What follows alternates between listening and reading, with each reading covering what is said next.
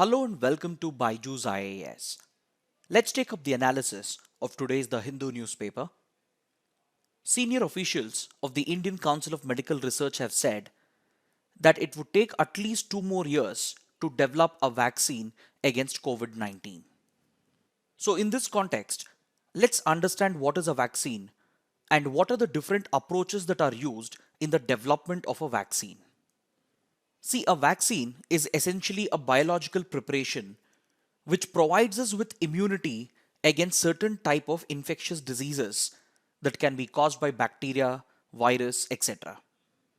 A vaccine provides us this immunity by training our immune system to identify the infection and fight the infection. Since this immunity is not naturally present in humans, and since it is acquired through vaccines, this immunity is referred to as active acquired immunity. Because the vaccine is training our immune system to acquire this immunity. See, whenever a foreign pathogen enters our body, generally the immune system recognizes it as a threat, and this activates the immune system to produce antibodies which fight against the foreign pathogen. Generally, this is how our immune system protects us against infectious diseases. But there might be a few bacteria and viruses which may not be recognized by our immune system. Maybe our immune system has never been exposed to them. The best example for this would be SARS coronavirus 2. Since it is a novel coronavirus or a new coronavirus, it is not being recognized as a threat by our immune system. Hence, the immune system is not getting triggered, no antibodies are being produced, and hence we are not able to fight against this infection. So this is where a vaccine comes in. It can train our immune system to identify the new pathogen as a threat and produce the required antibodies. So essentially, the vaccine is providing us with active acquired immunity. This acquired immunity can be of two types. It can be either temporary or it can be permanent. If the acquired immunity is temporary, then the body can fight the infection only once, and hence frequent dosages would be needed to fight the infection in the future. But if the acquired immunity is permanent, then it helps prevent reinfection because our immune system would have been trained to fight the infection at any point of time in the future. Whether the acquired immunity is temporary or permanent is determined by the biological agent which is used in the vaccine. See, generally, most vaccines are developed by using the disease-causing microorganism itself. For example, in the case of COVID-19, the disease-causing organism, that is SARS coronavirus 2, itself would be used to develop the vaccine. But such a vaccine will not make us sick because the microorganism which has been used would have been inactivated or weakened by using chemicals, heat, or radiation. The idea behind such vaccines is to expose our immune system to these weakened pathogens so that our immune system starts recognizing them as a threat and starts producing the required antibodies. So essentially, the objective is to train our immune system. For example, if you look at the polio vaccine, it contains the polio virus itself. But the virus would have been weakened or inactivated in order to ensure that the vaccine doesn't infect the person. So when our immune system is exposed to such weakened versions of bacteria and viruses, it starts learning to identify them as a threat and it starts producing the required antibodies. So when the immune system is taught by using the microorganism itself or a part of it, it starts to recognize it as a threat and it starts to fight against the pathogen. So such acquired immunity is of permanent nature. So once you're vaccinated for polio, your body can fight the infection throughout your life. Similarly, the toxins produced by your pathogen can be isolated and it can be used as an agent in the development of vaccine. Or we can use the surface protein of the pathogen or genetic material such as mRNA of the pathogen, and they can be used as an agent in the development of vaccine. So vaccines developed by using such live agents will provide us with permanent immunity. But to extract such active agents, first you need to isolate the bacterial strain or the virus strain. In the case of SARS coronavirus 2, the Indian Council of Medical Research has successfully isolated the strain and the process of vaccine development has already begun. But the entire process of development, production, clinical trials would be taking at least 2 more years. Then another approach to developing vaccines is to use the antibodies itself. Such vaccines are known as antibody-based vaccine. Instead of using a live microorganism or a part of it, the antibodies which can fight against this microorganism is directly injected into the body, and this provides us with temporary immunity to fight against the disease. But since the acquired immunity is temporary in nature, you would require frequent dosages for it to remain effective against the pathogen. Now let's take up the next article. The Government of India has proposed to update the Environment Impact Assessment Notification of 2006. So before we talk about the draft EIA notification, first let us understand what is Environment Impact Assessment. See, Environment Impact Assessment is basically a management tool which will help us estimate the potential damage that a large-scale development project can do to the environment. It basically helps us to understand the environmental impact of a development project, and it also provides for mitigation measures and strategies. So Environment Impact Assessment is a tool that helps us in promoting the principle of sustainable development, and it helps us in balancing the opposing objectives of promoting economic growth and promoting environment conservation. This exercise will help us in assessing the environmental impact of a project, and it also suggests the mitigation measures. So this concept was introduced in India in 1978 for river valley projects. This point can be important for prelims. Later in 1994, the first Environment Impact Assessment notification was issued by the Government of India under the provisions of the Environment Protection Act of 1986. This notification of 94 was later superseded by the EIA notification of 2006, which continues to be in effect, and the Union Ministry of Environment and Forest has proposed a draft EIA notification which proposes to update the Environment Impact Assessment notification of 2006. Now let us understand how the Environment Impact Assessment process works in India. See, the notification of 2006 divided the development projects into different schedules and categories. The notification says that all projects that come under Schedule 1, they have to mandatorily obtain environmental clearance. Schedule 1 projects are further divided into Category A and Category B, and environmental clearance for Category A projects is provided by the expert appraisal committees that are constituted under the Ministry of Environment and Forest. So for Category A projects under Schedule 1, the environment approval is granted by the central government. Whereas for Category B projects, the state level expert appraisal committee can further divide the category into B1 and B2. So the categorization of these projects is left to the state government, and accordingly, all projects that fall under B1 category, they need to obtain environmental clearance that is granted by the state level expert appraisal committee, whereas Category B2 projects are exempted from the environment impact assessment process. So the EIA notification of 2006 provided for decentralization, and it has divided the powers to grant environmental clearance between the center and the state. The whole process of obtaining environmental clearance constitutes 4 different stages. This includes screening, scoping, public hearing, and appraisal. The most important feature of the EIA notification of 2006 is that it introduced the concept of public hearing, and it considered the local community as a stakeholder while determining the environmental viability of a project. Now the question is, who is responsible for conducting the environment impact assessment for a project? See, this responsibility lies with the project proponent himself.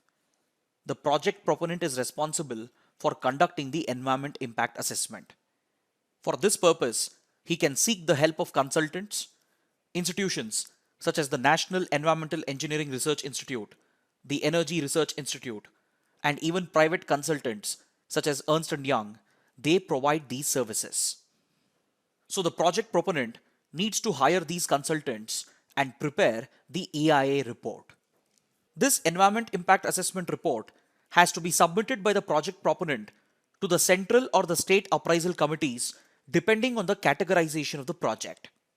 And it is the responsibility of the project proponent or the investor to identify under which schedule does his project fall under and accordingly follow the EIA rules which were laid out in 2006. So this is how the EIA process looks like. The project proponent begins by selecting the site for the project. But while selecting the site, he needs to ensure that the proposed site does not fall under an ecologically sensitive zone or under the coastal regulation zone. If it falls under any such regulated zones or divisions, then it is the responsibility of the project proponent to select an alternate site. Once the proposed site has been finalized, the project proponent needs to carry out the environmental impact assessment. This report has to be prepared by the project proponent and he can seek the help of consultants if required. This report will contain the details of environmental damage that the project might cause, and it also suggests suitable mitigation measures. Next, the project proponent should apply for a no objection certificate with the Central Pollution Control Board, which is responsible for arranging public hearings. These public hearings consider the local community as a stakeholder in the project, and it provides them an opportunity to raise their grievances and their objections against the project. They can even seek clarification from the project proponent. These public hearings are heard by the Public Hearing Committee that is headed by the District Collector or the Deputy Commissioner of the district. Based on these public hearings and based on the feedback received by the local community, suitable changes are suggested to the project which has to be inculcated by the project proponent. Once the public hearings are completed, a no objection certificate is issued by the State Pollution Control Board, and similar approvals have to be obtained by the project proponent from other authorities as well, such as the State Forest Department. Now, the project proponent can submit all these documents along with the EIA report to the Environmental Appraisal Committee. For Category B projects, the decisions are made by the state-level expert appraisal committee, and for Category A projects, the decisions are made by the expert appraisal committees that are constituted under the Ministry of Environment and Forest. These expert committees can either accept the project, or they can reject the project, or they can even suggest suitable changes to the project based on the EIA report and other clearances provided by the project proponent. So the project proponent can begin the project only after obtaining the environmental clearance certificate from the expert appraisal committees. Now let us understand what updates are being suggested by the draft EIA notification to the EIA notification of 2006.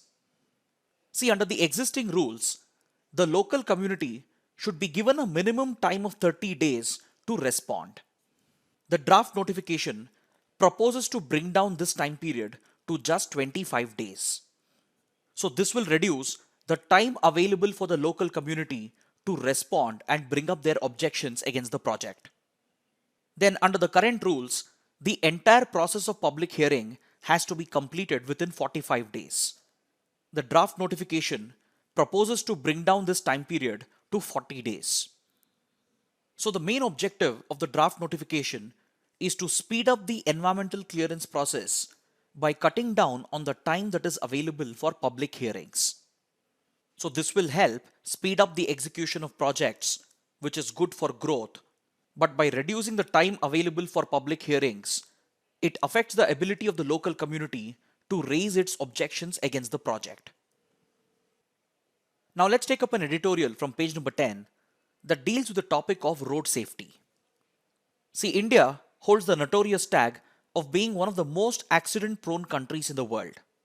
India registers one of the highest number of road accident-related deaths in the world, and the fatality rate stands at more than 1.5 lakh deaths per year.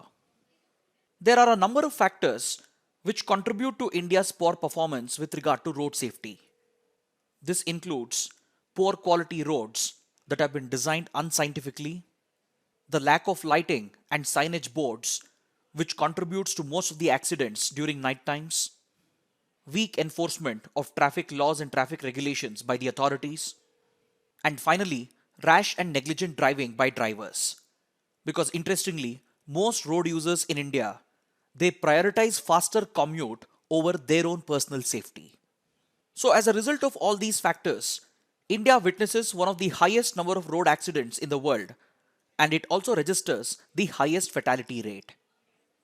In fact, the World Bank recently submitted a report known as Delivering Road Safety in India, and in this report, the World Bank has expressed great concern about the rapid increase in the number of vehicles on Indian roads and the simultaneous creation of high-speed road infrastructure by the government.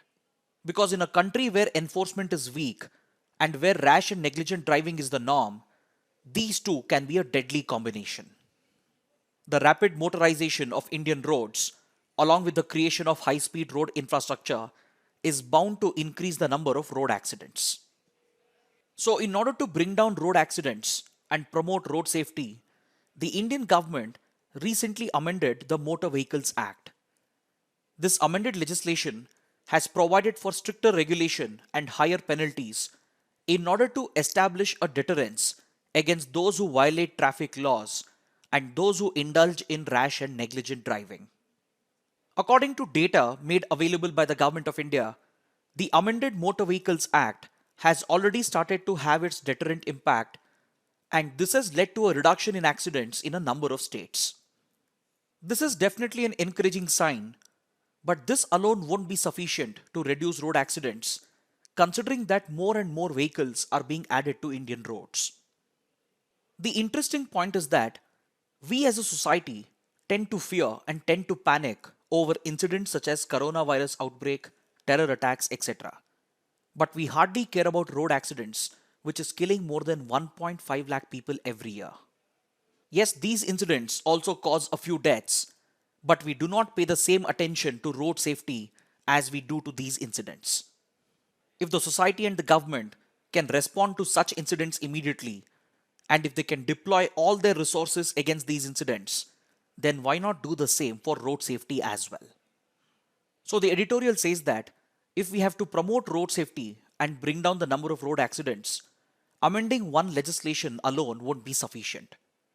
What we need is a more holistic approach. The government needs to promote the creation of scientific roads with good engineering design. There should be effective enforcement of laws and regulations by the authorities. The government should also make use of technology to help in enforcement and to reduce accidents. But more importantly, what we need is behavioral and attitudinal change amongst road users. But these changes will come only when we start promoting the culture of road safety. So for transitioning India into a professional road environment, the editorial suggests a way forward. It suggests that we need to revive the district road safety committees which were provided under the Motor Vehicles Act of 1988. These district road safety committees have lost their relevance today, and they need to be revived in order to decentralize road safety. The editorial suggests that these committees can hold mandatory monthly public hearings with the local community so that the local road safety concerns can be highlighted. Based on this feedback, follow-up action can be taken at the higher level by involving the MP's road safety committees, which were constituted in 2019. And the editorial says that the overall accountability for road safety in a district should be vested with the district collector, the district police, and the local bodies. These institutions should be given the powers to enforce the laws and the regulations, and they should also be held accountable for any failure on their part. Apart from this, the government can consider making dashboard cameras mandatory so that the videos can help in enforcing traffic laws, and it can also serve as an evidence during investigation. In fact, installing dashboard cameras can promote discipline and behavioral change amongst road users.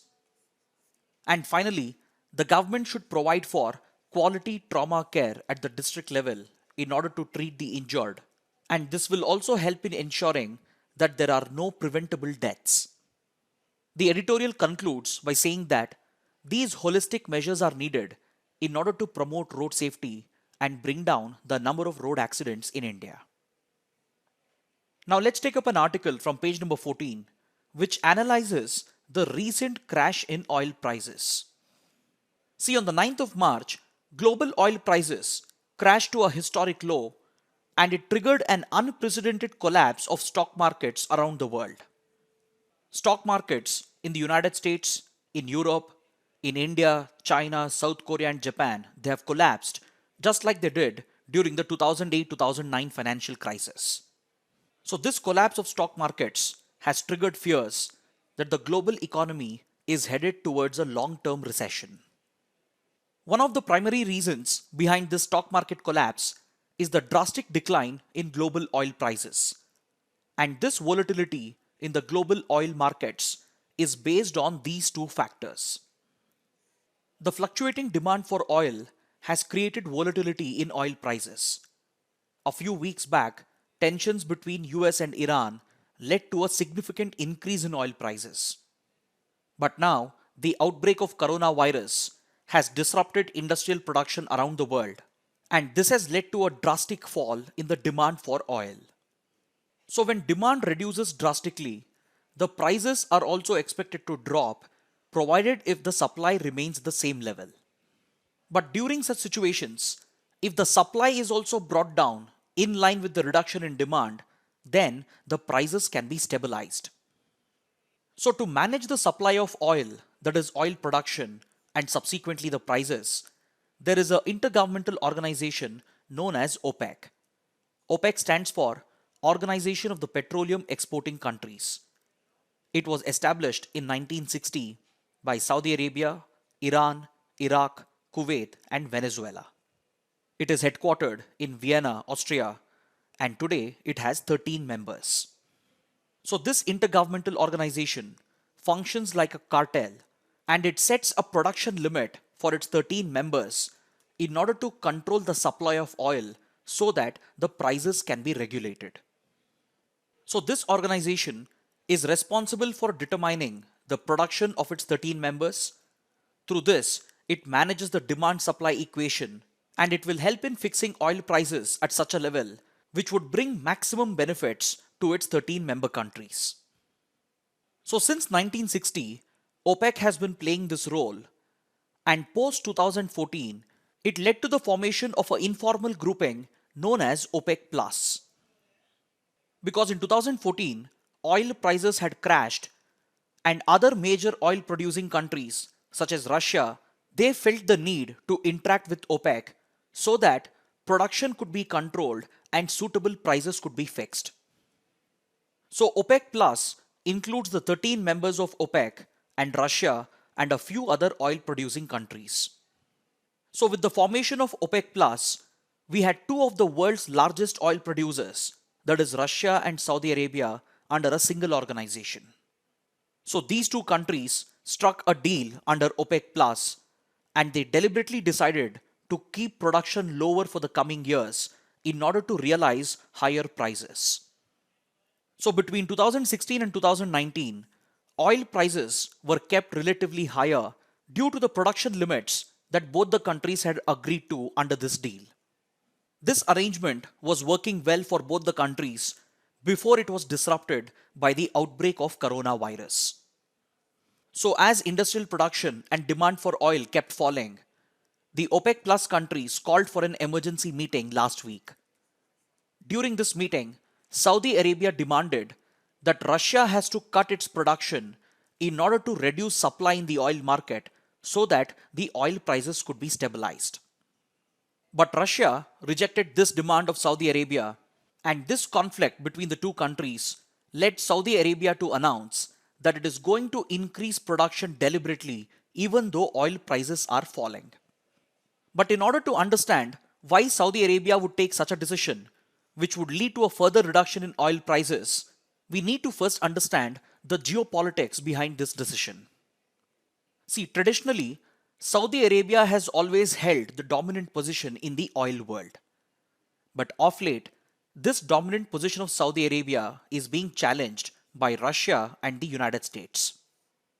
Russia has emerged as a major oil producer by exploiting its oil reserves in the Far East, and the United States has also emerged as a major energy producer by exploiting its shale reserves. So it appears that Saudi Arabia has announced an increase in production even though there is falling demand in order to deliberately crash the prices further so that Russia and US can be taken out of competition. See, earlier, Russia and Saudi Arabia were working together because of the prior deal that they had. But this deal is all set to expire next month. So, with the upcoming expiration of this deal, Saudi Arabia started demanding that Russia alone had to cut production in order to stabilize the prices. But Russia refused because it would like to retain its dominant position as far as oil production is concerned. And Russia is very much interested to push the United States out of competition in the oil market. So when Russia refused, Saudi Arabia has deliberately announced an increase in production in order to crash the prices further. And with this move, it plans to hit two birds with one stone. Because if oil becomes even more cheaper due to increased production from Saudi Arabia, then US shale won't be able to compete with it. And on the other hand, the low oil prices will help Saudi Arabia to capture Russian markets. And Saudi Arabia hopes that this might force Russia to renegotiate the deal. But now you might ask, won't Saudi Arabia also incur losses if oil prices crash? The answer to this question is yes. Even Saudi Arabia will also incur significant losses. But Saudi Arabia has built up huge amounts of reserves which can absorb the impact of this shock. But the question is, how long can Saudi Arabia sustain these losses? Because Saudi Arabia's economy is almost entirely dependent on these reserves. So there is definitely a time limit until which Saudi Arabia can absorb these losses, and Russia is very well aware of this. And unlike Saudi Arabia, the Russian economy is not entirely dependent on oil production. Its economy is well diversified, and even Russia has a huge reserve of around $435 billion. So that's the reason why Russia is willing to take this risk, and it hopes to weaken Saudi Arabia's dominant position in the oil market and push out United States from the energy market. Now let's take up the practice questions. Which of the following statements are correct? During an epidemic or pandemic, infections within a population that are not imported from another virus hit area are referred to as community transmission. Controlling the spread of community transmission is much harder than imported transmission or local transmission. Both the statements are correct. Option C is the right answer. This question has been asked because we have a related article on page number 1. This article refers to India's first COVID-19 death in Karnataka, and it also notes that India is still seeing local transmission and no case of community transmission has been reported yet. See, when an epidemic or a pandemic breaks out in a region, the infection is brought to the country by a traveler who has passed through the virus hit region. So this case which enters the country is referred to as the imported case or imported transmission. In this case, you can clearly establish as to how the individual got infected. He got infected because he had traveled abroad, and this is why he ended up contracting the infection. Now, if we miss this imported case during airport screening, then the individual will come in contact with his family and relatives, and these primary contacts of the infected individual will face the risk of local transmission. So all the individuals who came in contact with the imported case, they face the risk of local transmission. But again, through contact tracing, you can identify the individuals who are at risk, and they can be subsequently monitored and quarantined. So in both the cases, that is imported transmission and local transmission, it is quite easy to restrict or contain the spread of the disease. But the most dangerous spread of an epidemic or a pandemic occurs when cases of community transmission are reported. In case of community transmission, individuals with no travel history And individuals who have never come in contact with the imported case, even they will start reporting the infection. So when the infection starts spreading within the community without any valid reason, and when it starts forming a cluster, we refer to it as community transmission, and this is the most difficult type of transmission to contain. Now let's take up the second practice question. Which of the following statements are correct? Amnesty International is an environmental NGO with the stated goal to ensure the ability of the earth and to nurture life in all its diversity. It was awarded the 1977 Nobel Peace Prize for its defense of human dignity against torture. The first statement is incorrect. The second statement is correct. Option B is the right answer. See, Amnesty International is a very popular international NGO that is working in the field of human rights. It abides by the principles of the Universal Declaration of Human Rights. This question has been asked because we have a related article on page number 6. According to this article, Amnesty International has submitted a report on the functioning of foreigner tribunals that have been set up in Assam. See, these foreigner tribunals are quasi-judicial bodies and they're responsible for determining whether an individual is a foreigner or a genuine Indian citizen. Based on this, the tribunal can even order the detention or deportation of the foreigner. These tribunals are headed by members who have the same designation as that of a judge. And the report of Amnesty International notes that these members of foreigner tribunals are being appraised depending on the number of foreigners he or she has declared. So basically, this appraisal system is creating an incentive for the members to declare as many people as possible as foreigners. So Amnesty International has highlighted that this procedural flaw will lead the members to declare more and more suspected individuals as foreigners, and this represents a violation of human rights. Now let's take up another practice question. Which of the following statements are correct? The recent outbreak of capripox virus in Kerala is known to cause lumpy skin disease. It primarily affects poultry birds.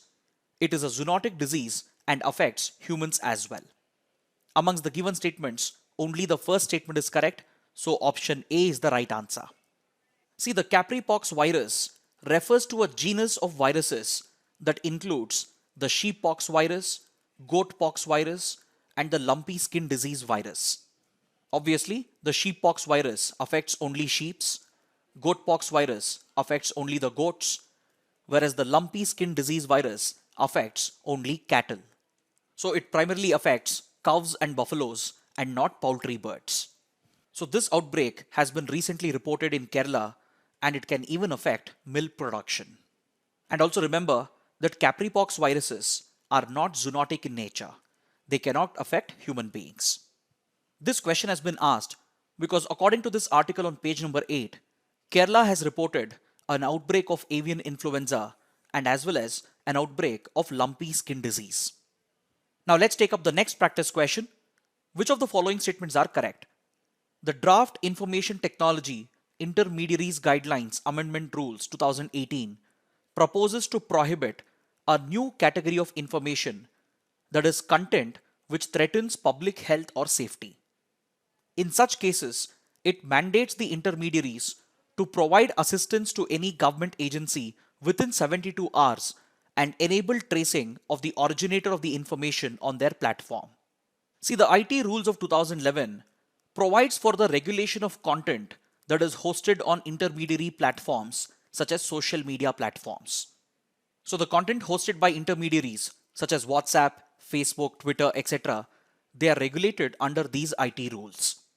Now the government has proposed to amend these IT rules, and according to the draft, it has been proposed to introduce a new category of information that will be prohibited. This refers to content which can threaten public health and public safety. And in such cases, the intermediaries have to assist the government agencies within a period of 72 hours and they need to trace the originator of such content. So both the statements are correct. Option C is the right answer. This question has been asked because we have a related article on page number 13. These proposed draft rules are very much needed to curb the menace of fake news. But the concern is that these provisions might be misused by the government and its agencies to stifle free speech and dissent. Now let's take up a map-based question. Which of the following countries are members of OPEC? See, amongst the given countries, Ecuador is no longer a member of OPEC.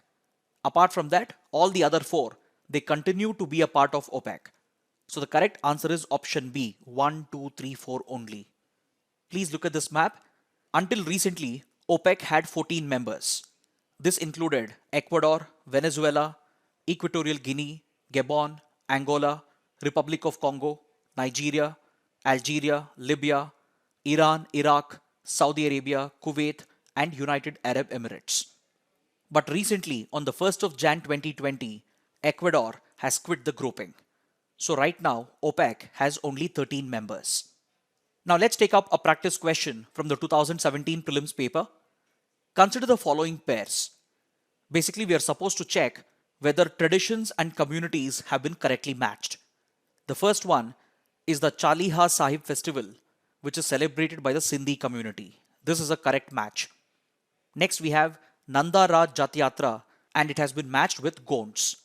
Then we have Vari Varkari, which has been matched with Santals.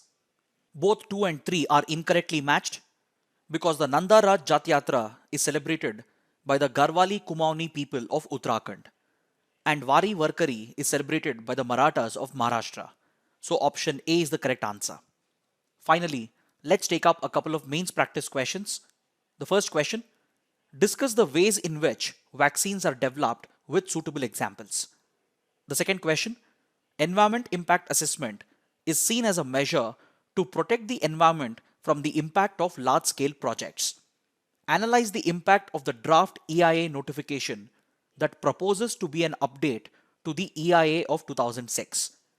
So kindly write an answer to these questions and post them in the comment section below. This concludes our discussion for the day. Thanks for watching.